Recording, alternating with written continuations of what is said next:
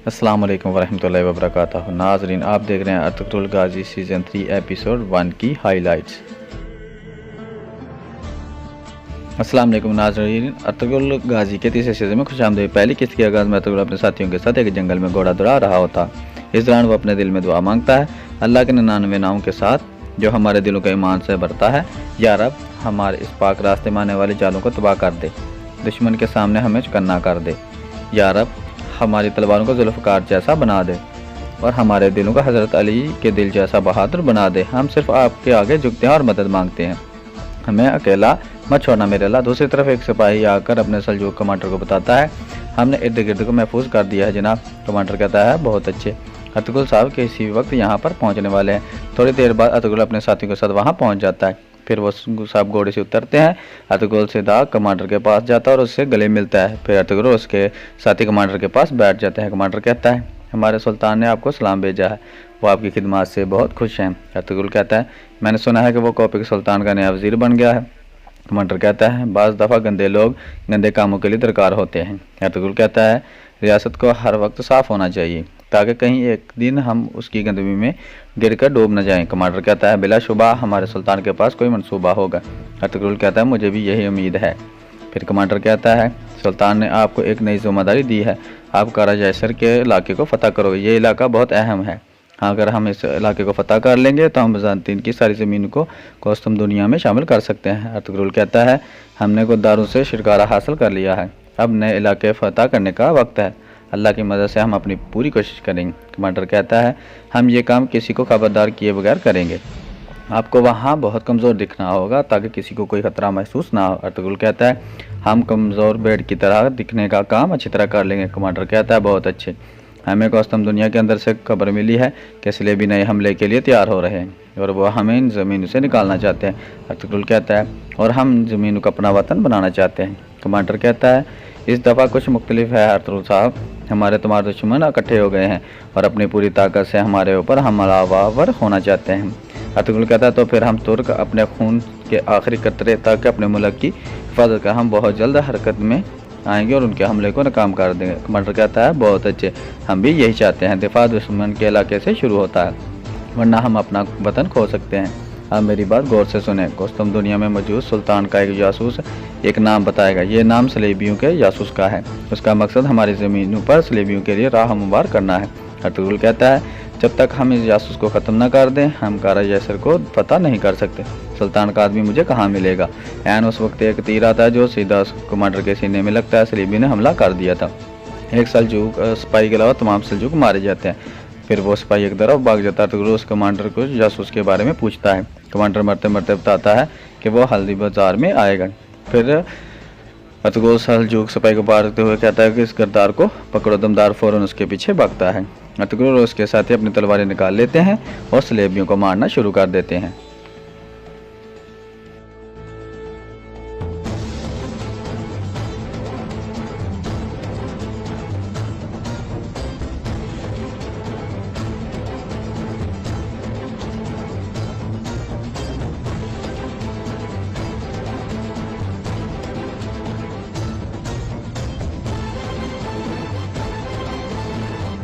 कुछ देर की लड़ाई के बाद तमाम सलेबी मारे जाए। दूसरी तरफ गद्दार सल्जूक सिपाही भाग रहा और दमदार उसका पीछा कर रहा था।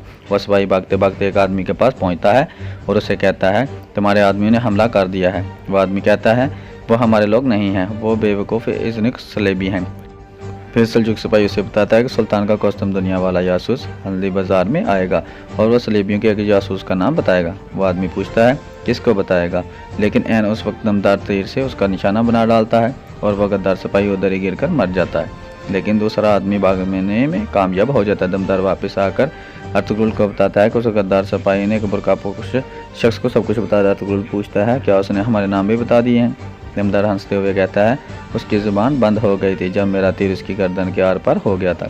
अर्तुगरुल भी हंसने लगता है और कहता है, बहुत अच्छे, तुमने हमें एक बड़ी मुसीबत से बचा लिया। तुर्गत कहता है, हमारे दो अलग दुश्मन हैं, पहला वो जिसको देखा जा सकता है और दूसरा ना दिखाई देने वाले हरामजादे। अर्तुगरुल कहता है, हमारी जंग अभी एक मुख्तलिफ मरहले पर है, हमें हर वक्त चौकन्ना रहना होगा। इस पाक रास्ते पर फतह हासिल करने के लिए हम उनके लिए एक नए जाल बनाएंगे। हम इन शहीदों को दफना लें, फिर हम हल्दी बाज़ार में जाएंगे। दूसरी तरफ कबीले में हकीम अर्तुग हकीम की नई ज़िम्मेदारी दरवेश को सौंप देता है। दरवेश कहता है इंशाअल्लाह मैं लोगों के दर्द की दुआ बनूंगा। आयमा ख़तून उसे मुबारकबाद देती हैं। इतने में अर्तुगरुल का बेटा गंदोस वहाँ से भाग जाता है, जो अभी बड़ा हो चुका था। आयमा ख़तून एक सिपाही को उसके पीछे भेजती हैं ताकि वो उसका ख्याल रखें। गंदोस एक झूले पर चढ़ता है और गिर जाता है। इतने में हलीमा सुल्तान भी वहाँ आ जाती है और दिलासा देती हैं। इतने में आयमा ख़तून भी वहाँ पर आ जाती है और कहती है लड़के इस तरह के तजर्बा से गुजर कर बड़े होते हैं बेटी, अगर तुम ऐसे ही इसको गले लगा कर दिलासे देती रहोगी तो तुम इसे एक बहादुर आदमी के बजाय एक बुज़दिल आदमी बना दोगी। हलीमा खड़ी होकर कहती है आप सही कह रही हैं वालदा, गंदोस भी अपने बाबा और चाचों की तरह बहादुर आदमी बनेगा। दरवेश इसहाक का पहला मरीज़ ये बना है। आयमा ख़तून पूछती हैं हमारे पास माल की क्या सूरत हाल है। हलीमा कहती है अगर अर्तुगरुल खाली हाथ वापस आए तो हमारे लिए मुश्किलात बढ़ सकती हैं। इसके बाद हलीमा कबीले के लोगों में आटा तकसीम करना शुरू कर दें और उन्हें एक कतार में लगने को कहती हैं। वो एक औरत के बर्तन में कुछ आटा डालती है और कहती है बगले की बारी है। ये सुनकर वो औरत कहती है इतने थोड़े आटे से हम कैसे गुजारा करेंगे। हलीमा कहती है थोड़ा सब्र करो बाजी। फिर एक और औरत बोल पड़ती है और कहती है और हम कितना सब्र करें, कितने महीनों से हम सब्र कर रहे हैं लेकिन अभी भी हमें एक बर्तन में आटा मिल रहा है। हमारे जानवर ज़ाया हो गए हैं और पहाड़ों में शिकार के लिए कुछ भी नहीं है, हम भूखे हो गए हैं। इसके बाद बाकी सब लोग भी शोर मचा देते हैं और कहते हैं हम कहाँ से अपनी रोटी तलाश करें। कुछ देर बाद हलीमा आगे आती है और कहती है अर्तुगरुल ने आपसे ये वादा नहीं किया था कि आपको कांटों के बगैर फूल दिए जाएंगे। उन्होंने कहा था कि हमारा रास्ता मुश्किल है, अब तुम लोगों को क्या हो गया है। फिर बानो जिजिक गुस्से से बोल पड़ती है और कहती है यह अर्तुगरुल साहब का ही रास्ता है जिसकी वजह से हम इस सूरत हाल में हैं। हाँ मुझे बताओ कौन सा शख्स है जिसने भूखा रहने के लिए कबीला छोड़ा था। हलीमा कहती है दीवान अपने बगैर किसी हिचकिचाहट के अर्तुगरुल के लिए अपनी जान दे दी और तुम यहाँ इस तरह की बातें कर रही हो। अपनी हद में रहो बानो जिजक, हमारे पास यही माल बचा है, तुम चीज़ों को ऐसे मत बढ़ाओ ताकि हम सुकून से खा सकें। जिनको एतराज़ है वो जा सकते हैं। फिर बानो जिजक वहाँ से चली जाती है और हलीमा दोबारा लोगों को आटा बांटने लगती है। इसके बाद हल्दी बाज़ार का मंजर सामने आता है। इस बाज़ार में बहुत सारे गंदे धंधे भी होते थे। अर्तुगरुल और उसके साथी भी इस बाज़ार में पहुँच जाते हैं ताकि सुल्तान के जासूस से मिल सकें। दमदार पूछता है इस बाज़ार में हम सुल्तान के जासूस को कैसे तलाश करेंगे। अर्तुगरुल कहता है अगर आपकी आंखें ये ना पहचान सके कौन आपकी तरफ है और आपका दिल ये ना जान सके कि आप किसके साथ चल रहे हैं तो फिर आप पहले ही जंग हार चुके होते हैं। इस दौरान घोड़े पर बैठा एक आदमी कहता है इस बाज़ार का मालिक सीमन है, आओ आप भी उसके पास चलो, वहाँ बहुत उम्दा घरेलू चीज़ें हैं और बहुत लजीज खाने हैं जो आपका इंतज़ार कर रहे हैं। अर्तुगरुल भी कुछ देर बाद उसका जायज़ा लेता है और एक तरफ बढ़ जाता है। दूसरी तरफ सलेबियों का वो अहम जासूस मौजूद था। ये सुनकर वो शदीद गुस्से में आ जाता है कि उसकी शिनाख्त अब राज नहीं रही। उसका नाम सीमन था और यही हल्दी बाज़ार का मालिक था। सीमन कहता है यह लाजमी हमारे उस्ताद आदमी की गलती है, उनको इनकी कीमत चुकानी पड़ेगी। मैं ये मसला जल्द से जल्द बड़ी कौंसल में लेकर जाऊंगा।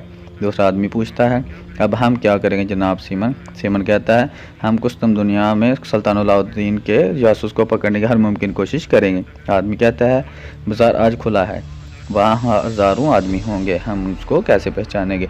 सीमन कहता है सुल्तान का जासूस कोई आम आदमी नहीं होगा, उसने अपना बेस किसी काबिल एतबार के तौर पर बदला होगा, उसका सबसे बेहतरीन काम घोड़सवारी होगा। सीमन का आदमी कहता है आपकी अकल खौफजदा करने वाली है जनाब सीमन। यह सुनकर सीमन मुस्कुराने लगता है। फिर वो कुर्सी पर बैठकर कहता है बाज़ार की तरफ जाने वाले रास्ते पर एक जाल बिछाओ और उस रास्ते पर आने वाले घोड़सवार को अपने पंजे में दबोच लो। दूसरी तरफ अर्तुगरुल और उसके साथी बाज़ार में मौजूद थे। काफ़ी सारे लोग एक जगह पर इकट्ठे हुए होते हैं। फिर वो घोड़े से नीचे उतर आते हैं। थोड़ी देर बाद उस बाज़ार का मालिक सीमन बाहर निकल कर आता है जो दरअसल सलीम का हम जासूस था। वो एक स्टेज पर खड़ा होकर सबसे मुखातिब होकर कहता है हमने लंबी सर्दियाँ गुजार ली हैं, हमारी जेबें सोने के लिए भूखी हैं, हमारा बाज़ार और मेहमान खाना आप लोगों के लिए है। यकीनन आप लोगों के पास बेचने के लिए चीज़ें होनी चाहिए या फिर आपके पास चीज़ें खरीदने के लिए सोना होना चाहिए। ये सारी बातें अर्तुगरुल भी गौर से सुन रहा था। फिर सीमन कहता है यहाँ पर आपको कुस्तुम दुनिया से लेकर चीन तक महंगी से महंगी चीज़ें मिलेंगी। ये बाज़ार सीमन का बाज़ार है।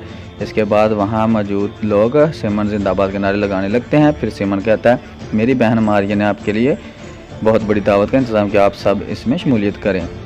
इतने में अर्तुगरुल के पास दो आदमी आते हैं। एक आदमी कहता है काई कबीले के अर्तुगरुल साहब, तो एक आदमी कहता है काई कबीले के अर्तुगरुल साहब, तो आप बाज़ारों में जाते हैं। अर्तुगरुल कहता है जावेदार कबीले से और लाल साहब, मैंने सुना है कि बाज़ारों में बहादुर आदमी देखने को मिलते हैं, इसलिए हम यहाँ आए हैं।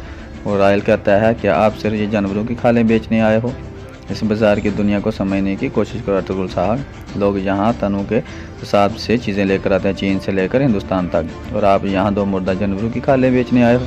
इस आदमी की तरफ देखो, ये हर रोज़ इतनी दौलत कमाता है जिसका आप अंदाज़ा भी नहीं कर सकते। जानते हो क्यों?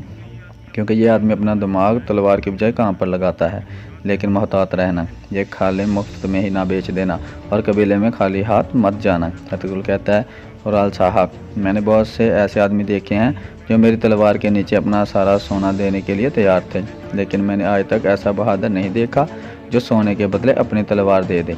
और कहता है, इन लोगों को देखो, ये तलवारों और जंगों के पीछे नहीं भाग रहे। अब मैं चलता हूँ, लेकिन जो मैंने कहा है वो मत बोलना और मोहतात रहना। ये कहकर और चला जाता है। दूसरी तरफ सीमन के आदमी एक जगह घात लगाकर बैठे थे ताकि सुल्तान के जासूस को पकड़ा जा सके। सीमन ने उसे बताया था कि वो जासूस सलेबियों के भेष में होगा, इसलिए जब एक घोड़सवार सलेबियों के लिबास में वहाँ से गिरता तो उसे गिरा लेते हैं और गिरफ्तार कर लेते हैं। सीमन का आदमी कहता है, इसके हाथ और मुँह अच्छी तरह बांध दो, हमें ये ज़िंदा चाहिए। दूसरी तरफ बाज़ार में दमदार एक जगह पर पहुंचकर कहता है, खालें बेचने के लिए ये जगह बहुत अच्छी लग रही है।